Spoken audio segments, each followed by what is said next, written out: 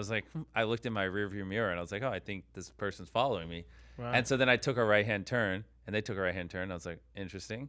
And I took another right-hand turn and they took one. I was like, okay, let me do one more right-hand turn. Let's see. And then I did one more and I was like, okay, they're just following me. So then I took another one and I basically just like in a block, I just like went like this for like, it felt like 20 minutes, but I'm being dramatic. It was probably like 2 or 3 minutes straight. And then eventually I just rolled down my window and I was like, just you fucking stop following me. And then they eventually just stopped. And and so you just deal with like random stuff like that. But it's not even like I was out anywhere in public. They just like, just recognized me through the window. And so, which is why I get my windows super tinted because people all the time, like you can't even, how do you avoid that? Right? Like you're just chilling in your freaking car and people look over and they're like, oh, and then they roll down their window. They're like, photo. And I'm like, no, don't dox my car. And then they don't care. And it's a whole thing. So then I tint my windows like crazy. But then I get pulled over a bunch for having tinted windows. And I'm like explaining to the cop, I'm like, like, come on. I'm trying not to get stalked and harassed. Can we just, and they're always like, no. And I'm like, okay, understandable. No special treatment. And then I pay the ticket. It's a lot, but I try to remind myself theoretically when I'm at an airport and it's a late night flight, I've been flying for 10 hours and